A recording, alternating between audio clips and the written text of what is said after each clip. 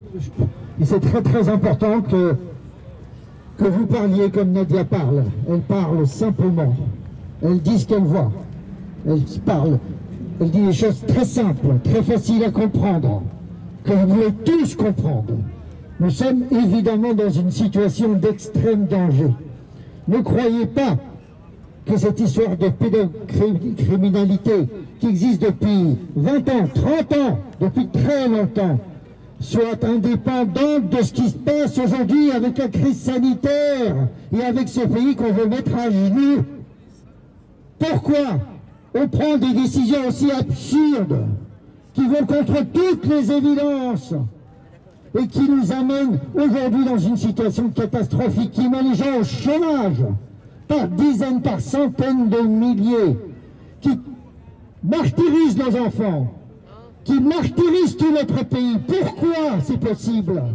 Eh bien parce que tous ceux qui sont élus, une grande partie de ceux qui sont élus sont soumis soit eux-mêmes au chantage, soit aux ordres de personnes qui sont sous chantage. Et sous chantage de quoi? De la pédocriminalité.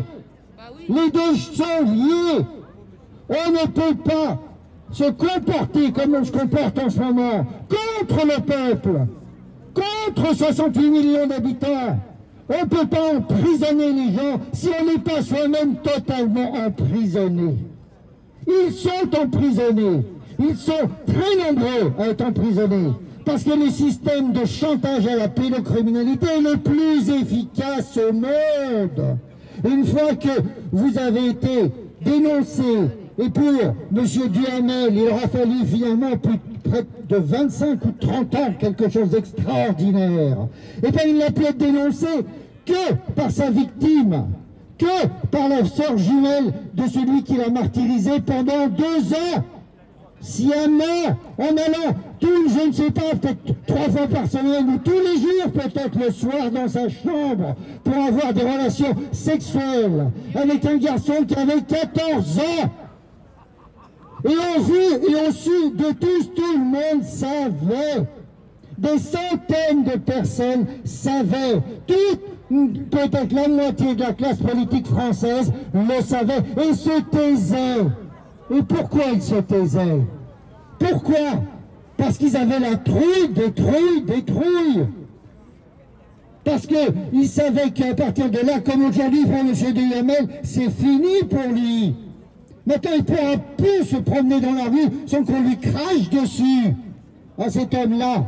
Sans que les gens honnêtes, les gens comme vous, les gens qui sont là, et tous ceux qui vous regardent, eh bien, ne viennent pas lui cracher dessus quand il est dans la rue.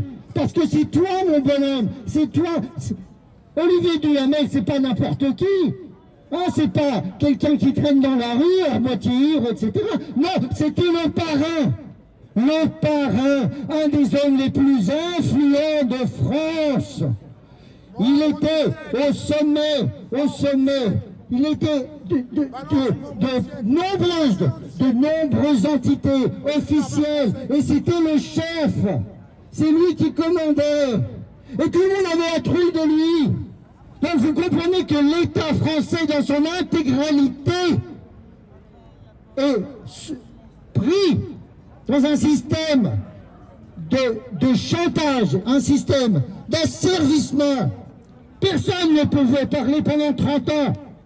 Parce que pendant 30 ans, ces gens-là, ces gens eux-mêmes pédophiles, ou amis pédophiles, ou ayant des devoirs et des choses, des obligations vis-à-vis de ces pédophiles, eh bien se sont tous tus par peur de perdre leur boulot, par peur de la honte, par peur d'être eux-mêmes un jour traînés dans la boue.